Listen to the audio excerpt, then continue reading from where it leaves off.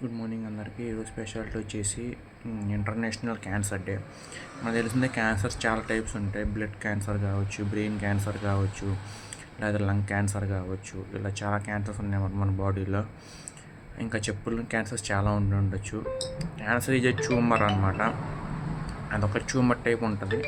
ఒక గడ్డ కట్టినట్లు ఉంటుంది అన్నమాట. అది ఏది క్యాన్సర్ గడ్డో, ఏది అసలు ఏది మామూలు గడ్డో, లేదంటే మామూలు ఇంకోటి ఏదైనా మనకి గుర్తుపడ్డానికి చాలా టైం పడుతుంది. అది 4 స్టేజెస్ ఉంటాయి దాంట్లో. ఫస్ట్ స్టేజెస్ మామూలుగా మనకి ఫస్ట్ టూ స్టేజెస్లో మనకేం పెద్ద తెలియదు. థర్డ్ స్టేజ్, ఫోర్త్ స్టేజ్ తెలిసేటప్పటికి అంత అయిపోయింది అనమాట. సో మనం ఎప్పుడైనా సరే కొంచెం బాడీ టెస్ట్లు చేయించుకోవడం బెస్ట్, ఒక ఏజ్ అయిపోయిన తర్వాత. లేదంటే ఇప్పుడు సీజన్కి ఒకసారి 1 ఇయర్కి ఒకసారి చేయించుకున్నా బెటర్, ఈజీగా బయటపడుద్ది అనమాట. క్యాన్సర్ అయితే బయటపడే టైప్ కాదు, మామూలుగా బయటపడే ఛాన్సెస్ తక్కువ. ఒకసారి బయటపడితే మనం జాగ్రత్తగా ఉండడం బెస్ట్ అనమాట. ఇంకా థర్డ్ స్టేజ్లో బయటపడినా క్యాన్సర్ ఆపరేషన్ చేయించుకోవచ్చు, యువరాజు గారు చేయించుకున్నట్టు. ఇంకా 4th స్టేజ్కి వెళ్ళిందంటే అది మన చేతిలో ఉండదు ఇంకా. సో ఈరోజు క్యాన్సర్ నిర్మూలన దినోత్సవం అనమాట. సో అందరికీ కొంచెం క్యాన్సర్ నుంచి జాగ్రత్తగా ఉండండి. మనం ఫుడ్ హ్యాబిట్స్ మార్చుకోండి.